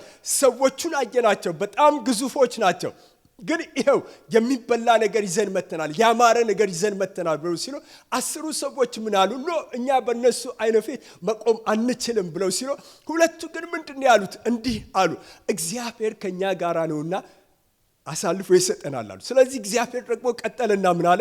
የረገጣችሁት ምድር ለእናንተ ለልጆቻችሁ ለዘላለም ርስት እንዲሆን አሳልፌ ሰጥቻለሁ በቃ አለ። ለእስራኤል ልጆችም እግዚአብሔር ያላቸው ተመሳሳይ ነው። እናንተ የረገጣችሁትን ምድር አሳልፌ ሰጣችኋለሁ። ባሄዱስ እግዚአብሔር ባየው ልክ ባሄዱስ ሳያገኙት ይቀራሉ ማለት ነው፣ ሳይወርሱት ይቀራሉ ማለት ነው። ምክንያቱም እነዚህ ሰዎች ላለመሄድ የሚደራደሩበት ነገር ሊኖራቸው ይችላል አለ። ኢያሱ ምዕራፍ 17 ላይ እናገኘዋለንና ምክንያቶቻቸው ምንድነው ብለን ስነ መሳሪያ የለንም፣ እንደገና ደክሞናል፣ ይሄው ስንት ዘመን በመድረ በዳ ተንከራተትን፣ አሁን አቅም የለንም በቃ የሚሉ ሰዎች ናቸውና ምክንያቶቻቸው በእግዚአብሔር ፊትና በእግዚአብሔር ዘንድ ተቀባይነት የላቸውም ነበር። በጣም ብዙ ምክንያቶች አቀርበዋል፣ ግን ተቀባይ የሰው ድርሻው ምንድነው ብለን ስነ ያንን የተባሉትን አሁን የእስራኤል ልጆች ድርሻቸው ሌላ እኮ አይደለም፣ በቃ ምንም ነገር አይደለም። የረገጣችሁትን ሁሉ አወርሳችኋለሁ ብሏቸው አይደል እንዴ? ሄደው እኮ ሲረግጡና ይሄ ምድር የኛ ነው ብለው ሲሉ ከዛ ሰዓት ጀምሮ የማን ነው ማለት ነው? ለነሱ እግዚአብሔር እንደተናገረላቸው ያወርሳቸዋል ማለት ነው። ስለዚህ ከነሱ እግዚአብሔር የሚፈልገው ምንድነው ብለን ስነ መሄድ ነው። የርስታቸው ስፋት፣ የርስታቸው ትልቅነት እያሰቡት እግዚአብሔር እንደተናገረላቸው መሄድ ነው። አይ ደክሞናል፣ በቃ እዚህ ጋር ይበቃናል ካሉ ደግሞ እግዚአብሔር ማንንም ሰው ምን አያደርግም? አያስገድድም። ማንንም ሰው አሁን ለምሳሌ ሁላችንም በመንፈሳዊ ህይወታችን ሁላችንም የደረስንበት ቦታ አለ። ከታች ማለት ነው ጌታን ከተቀበልንበት፣ ደህንነት ከተማርንበት፣ ከተጠመቅንበት፣ ደቀ መዝሙር ከተማርንበት፣ ከዛ አሁን የደረስንበት አሁን ሁላችንም ነው በቃ ይሄ ለኔ በቂ ነው ብለን ካልነው እግዚአብሔር ምን የሚል ይመስላችኋል? አንገታችንን ጎትቶ ኖ ከዚህ ማለፍ አለብህ ብሎ አያስገድደንም። ይሄ ይበቃኛል ብለን ካለን በቃ ይበቃሃል አንተ ነው ብሎ አይ እኔ ይሄ አይደለም በእግዚአብሔር ቃል ላይ ለኔ የተጻፈልኝ የኔ ከፍታ ከዚህ በላይ ነው ብለን ካልነው ደግሞ እግዚአብሔር ወዳየልን ከፍታ ደግሞ መሄድ እንችላለን ማለት። የኔ የአገልግሎት ስኬት እስከዚህ ድረስ ነው ብዬ ካልኩኝ እግዚአብሔር ምንድነው የሚለኝ? ይሄው ይበቃኛል ካልክ ይበቃሃል ነው በቃ። እግዚአብሔር ግን ያየልን የተሻለና የበለጠ ነገር አለ ማለት ነው። ስለዚህ መራመድ ካልቻለን መርገጥ አይቻልም፣ ካልረገጡ ደግሞ አይወርሱም። ስለዚህ መሄድ ነው ያለባቸው። በመንፈሳዊ ዓለም እግዚአብሔር ደግሞ የተናገረንን እግዚአብሔር እኔ ላንተ ያለኝ ይሄ ነው የሚለን ግን ያልወረስናቸው ብዙ ነገሮች አሉ። በመንፈሳዊ ህይወታችን እግዚአብሔር የተናገረን በጣም ብዙ ነገሮች አሉ፣ ግን ያልወረስናቸው በጣም ብዙ ነገሮች አሉ። እና እነዛን ነገሮች ለመውረስ ምን ማድረግ አለብን ብለን ስንል ለመውረስ መሄድ አለብን ማለት ነው። ባይገርማችሁ እኮ ወደ ዮርዳኖስ ሲሄዱ ተሻገሩ አይደል እግዚአብሔር ያላቸው? ሊሻገሩ እኮ ሲሄዱ እግዚአብሔር ምንድን ነው ያደረገው ብለን ስንል ውሃውን እኮ በቃ አቆመው፣ አንድ ቦታ ላይ አቆመላቸው። ምንድነው እግዚአብሔር ከነሱ የፈለገው ብለን ስንል የነሱን ውሳኔ እኮ ነው እግዚአብሔር ይፈልጋል። እነሱ ወስነው በቃ እንሻገራለን ብለው ሲሉ ውሃው ሙሉ ነው፣ በጣም እየፈሰሰ ነው፣ እንዲያውም ከገደቡ አልፎ እየፈሰሰ ነው። ግን እነሱ እንሻገራለን ብለው ሲነሱ እግዚአብሔር ውሃውን አቆመ። ከዛስ በኋላ ብለን ስንል በቃ ተሻገሩ አላቸው። ምንም ነገር ሳይነካቸው እንደተሻገሩ እግዚአብሔር ቃል ነው። እነሱ ተሻግረው ካለፉ በኋላ ካህናቶችም ከወንዝ ውስጥ ከወጡ በኋላ ውሃው እንደቀድሞ ይላል ወደ መፍሰሱ ተሻገረ ይላል። በጣም የሚገርመው ደግሞ እነዚህ ሰዎች እኮ ሲሻገሩ አንዳንድ ሰዎች በጣም ያረጁ ሰዎች አሉ፣ የሸመገሉ ሰዎች አሉ በእድሜያቸው ማለት ነው። ለነሱ ሰዎች ውሃውን ተደግፈው ነው ምን ሆኗቸው? ግርግዳ ሆኗቸው። ተደግፈውት እኮ ነው ምን ያደረጉት ብለን ስንል የተሻገሩት። አንዳንዴ እኮ እኛ መከራዎቻችን የዚህን ያህል ሙሉ ሆነው እንዴት በዚህ በኩል እንዴት አልፋለሁ፣ ይሄ ነገር እንዴት ይሆናል፣ የቱ ጋር ይቆማል የኔ ነገር ብለን ስንል ለአንዳንዶቻችን በጣም የሚገርማቸው ምንድነው የሚሆነን ብለን ስንል ድጋፍ ይሆነናል መከራዎቻችን፣ ችግሮቻችን። ለዚህ እኮ ነው ሙሴ ምንድን ያለው ለእስራኤል ልጆች እግዚአብሔር ተናግሮት እንደዚህ ያለው ለእስራኤል ልጆች አለ። እነሱ ተሰበሰቡ መጣውና አሁን ፈርዖንን ልቀቅ ሲባል አለቅም አለ፣ ልቀቅ ሲባል አለቅም አለ። ከዛ እንዲያው በእስራኤል ልጆች ላይ ምን አበዛባቸው? ሸክም አበዛባቸው። ከዛ የእስራኤል ልጆች መጡና ሙሴ በጣም በተናደደ ልብ እንዲህ አሉት፣ ሽታችንን አገማኸው አሉት። በጣም የሚገርም ቃል ነው የተናገረው። ሽታችንን አገማኸው ብለዋል። ከዛ ሙሴ አሁን ከፈርዖን ጋር እየታገለ እያለ ምን አለ መለሰና ሲናገር፣ እሾሃችሁ ሳይታወቅ በትር ሆናል። አይገርምም? በፊት እኮ እሾህ ነበረ፣ ግን አሁን ሲጨብጡት ምን ሆነላቸው?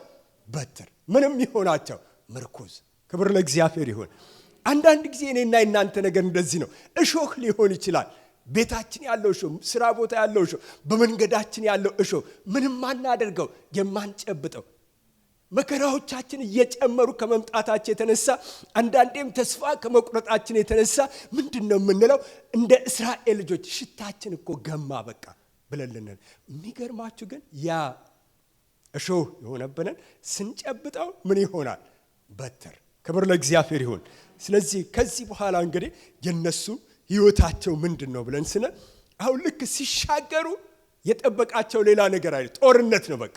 ስለዚህ እግዚአብሔር ተሻገሩ ሂዱ ያላቸው ወዴት ነው ብለን ስንል በቃ ሄደው ምድራቸውን በአንድ ጊዜ እግዚአብሔር የተናገረላቸውን ገብተው የሚወርሱበት የሚዘርፉበት በቃ የኛ ነው ብለው የሚሉት ሳይሆን ወዲያውኑ የገጠማቸው ምንድነው ብለን ስንል ጦርነት ነው። አንዳንድ ጊዜ እግዚአብሔር ተሻገር ይልና ሂድ ይልና ከዛስ በኋላ ብለን ስንል ጦርነት ይገጥመናል። ግን እግዚአብሔር ለሙሴ ለኢያሱ ምን ብሎት ነበረ? ኢያሱ ገና መሪ ሳይሆን አስቀድሞ ነግሮት ነበረ። ዘዳግም ምዕራፍ 3 ቁጥር 20 እና 21 ላይ እንደዚህ ብሎት ነበረ። ታያለህ አለው፣ እነዚህ ሁለት ነገስታቶች ያሸነፍናቸዋል። በምንድን ያሸነፍናቸው? እግዚአብሔር ለኛ ስለተዋጋ ነው።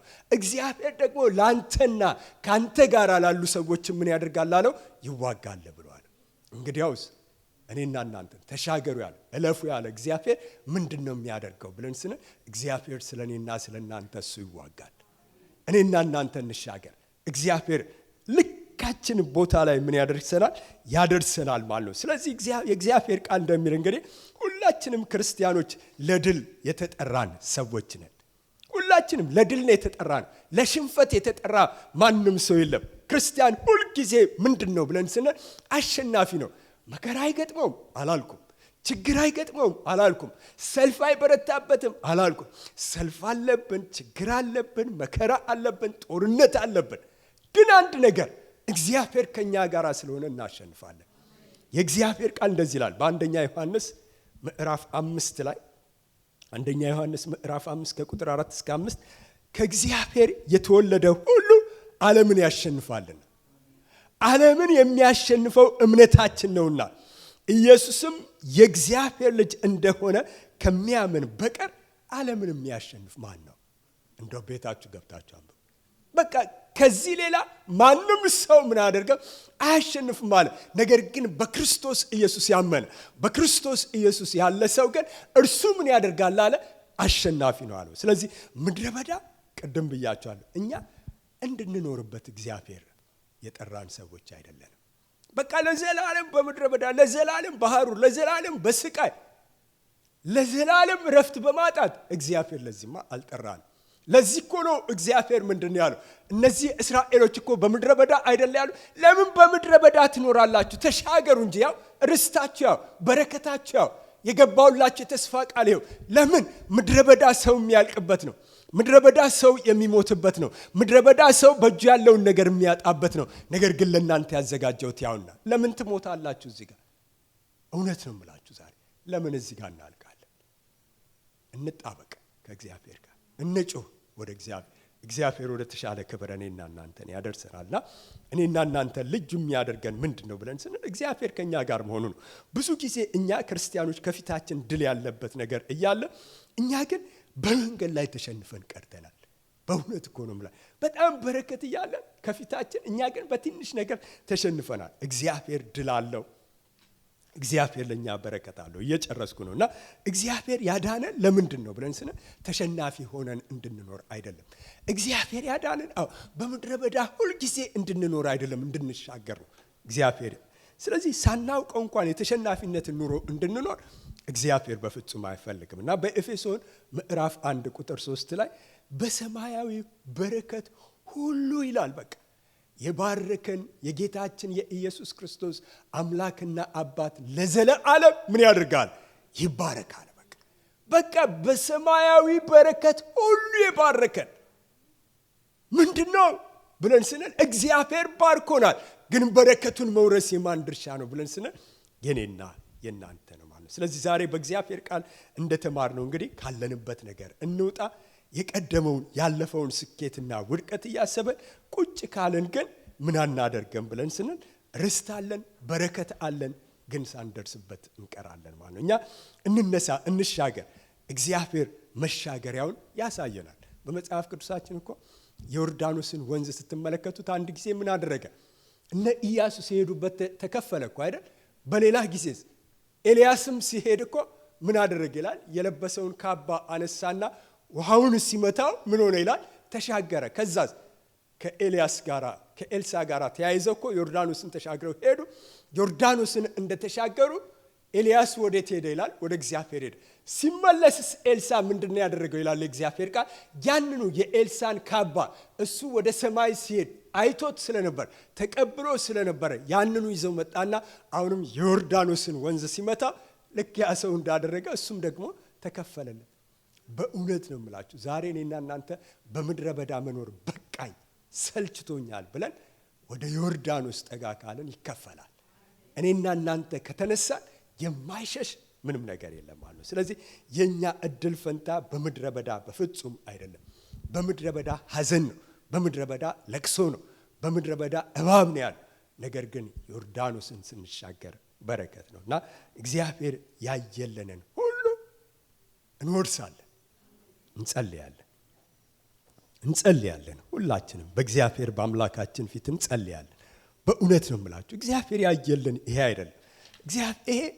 ይሄ ብቻ አይደለም። እግዚአብሔር ከዚህ በላይ በመንፈሳዊ ነገር ያየለን ከፍታ አለ። በጣም እግዚአብሔር ያየለን ክብር አለ። እግዚአብሔር ያየለን ሞገስ አለ። እግዚአብሔር ያየልን ነገር አለ። እግዚአብሔር ወደዛ እንድንሄድ፣ ወደዛ እንድንራመድ፣ ወደዛ እንድንገሰግስ ነው የሰማይ አምላክ እግዚአብሔር ዛሬ እኔና እናንተን የሚፈልገን። እዚህ ባለንበት ስፍራ በምድረ በዳ በቃ ከዮርዳኖስ ማዶ ቁጭ ብለን እንድናለቅስ አይደለም፣ እንድናዝን አይደለም፣ ስላለፈው እየተደነቅን እንድንኖር ብቻ አይደለም። ነገር ግን እግዚአብሔር የተሻለ ክብር አለው። ቆመን እንጸልያለን ሁላችንም እንጸልያለን በእግዚአብሔር በአምላካችን ፊት። እግዚአብሔር ሆይ አቅም ስጠኝ፣ ጉልበት ስጠኝ፣ ካለውበት ስፍራ ልነሳ። በቃ ይሄ የኔ የመጨረሻ ዴስቲኒ አይደለም። ይሄ የኔ የመጨረሻ እድል ፈንታዬ አይደለም። ወዳየህልኝ ክብር፣ ወዳየህልኝ ከፍታ መሄድ እፈልጋለሁ ብለን እንበለው። ዛሬ ምናልባት እንግዲህ ለአንዳንዶቻችን መከራዎቻችን እሾኮቻችን ሆኖ ይሆናል። ለአንዳንዶቻችን ደግሞ እኛ ሸተል ሊሆን ይችላል። የእግዚአብሔር ቃል እንደሚል ሙሴ እንዳለ በቃ የእስራኤል ልጆች እንዳሉ የእኛን ሽታችንን እኮ አገማኸው በቃ ብለውታል። አዎ መጨረሻው እየደረሰ ነው። ጊዜው እየቀረበ ነው። ለነሱ እሾህ አላቸው። እግዚአብሔር ግን እሾሃቸውን ወደ በትርነት ለወጠው። እግዚአብሔር ሆይ እናመሰግንሃለን። አምላካችንና መድኃኒታችን እግዚአብሔር በቃል የተናገርከን እግዚአብሔር፣ ቃል የላከልን እግዚአብሔር በጌታ በኢየሱስ ክርስቶስ ስም ክብር ላንተ ይሁን። ጌታ እግዚአብሔር አምላካችን ሆይ በእውነት እኔና ወገኖቼ ይሄ መጨረሻችን አይደለም። ይሄ ዴስቲኒያችን አይደለም። ያየህልን ክብር አለ፣ ያየህልን ሞገስ አለ። ምክንያቱም ቃል ሲናገር እግዚአብሔር በሰማያዊ በረከት ሁሉ የባረከን ብሏል። እግዚአብሔር አምላካችን ሆይ ወደዚህ በረከታችን በኢየሱስ ክርስቶስ ስም አንተ እንድታደርሰን፣ አንተ እንድትመራን፣ አንተ እንድታሻግረን እኔ በክርስቶስ ኢየሱስ ስም እለምናለሁ። ጌታችንና መድኃኒታችን እግዚአብሔር ሆይ ዛሬ ምናልባት ከብዶብን ሊሆን ይችላል፣ ጨንቆን ሊሆን ይችላል። ነገሮቻችን ሁሉ ምድረ በዳ ሆነው ሊሆን ይችላል። ነገሮቻችን ተስፋ የሚያስቆርጡ፣ ነገሮቻችን የሚያሳዝኑብን ሆነው ሊሆን ይችላል።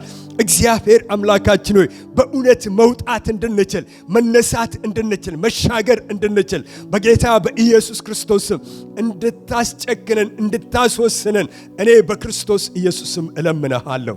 ጌታ እግዚአብሔር አምላካችን ሆይ በእውነት የጨከነ ልብ፣ የወሰነ ልብ፣ የቆረጠ ልብ በኢየሱስ ክርስቶስ ስም እንድትሰጠን እኔ እለምንሃለሁ። ጌታ እግዚአብሔር አምላካችን ሆይ በእውነት አንተ እውነተኛ አምላክ፣ እውነተኛ አባት፣ እውነተኛ ጌታ፣ የዘላለም ንጉሥ እግዚአብሔር አምላካችን ሆይ ወዳየህልን ክብር ስፍራ አንተ አድርሰን። ጌታ ሆይ እናመሰግንሃለን። ስለነበረን ጊዜ ሁሉ ስም ይባረክ። ስለ ረዳህን ተመስገን። ጸጋ ስለሰጠን ተመስገን። አቅም ስለሆንከን ተመስገን። ዛሬ እንድናገለገል እግዚአብሔር አምላካችን ሆይ ከኛ ጋር ነበር። ክብር ለስም ይሁን።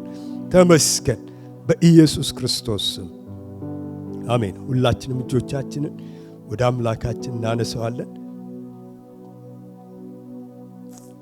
እግዚአብሔር አምላካችን ይባርካችሁ። እግዚአብሔር አምላካችን ይጠብቃችሁ። እግዚአብሔር አምላካችን ጸጋውን ያብዛላችሁ። የዘላለም አምላክ እግዚአብሔር እርሱ ወዳየላችሁ ወደ ከበረው ርስታችሁ ያደርሳችሁ። እግዚአብሔር አምላክ የምድረ በዳ ኑሮ ለእናንተ በቃ የሚልበት ቀን ያደርግላችሁ። እግዚአብሔር በነገር ሁሉ ይባርካችሁ። እግዚአብሔር ጤናና ሰላም ይስጣችሁ። እግዚአብሔር እናንተንም የእናንተንም ልጆች ሁሉ ይጠብቅላችሁ። እግዚአብሔር በመውጣት በመግባታችሁ በስራችሁ ሁሉ መከናወንን ይስጣችሁ። እግዚአብሔር በነገር ሁሉ ከእናንተ ጋር ይሁን። በእግዚአብሔር አብ፣ በእግዚአብሔር ወልድ፣ በእግዚአብሔር መንፈስ ቅዱስ አንድ አምላክ ስም ባረኳችሁ። ለዘላለም የተባረካችሁ ሁኑ። አሜን። ጌታ እናከብረዋለን ሁላችን። ጌታ ይባርካችሁ። ፕሮግራማችንን ጨርሰናል። አሜን።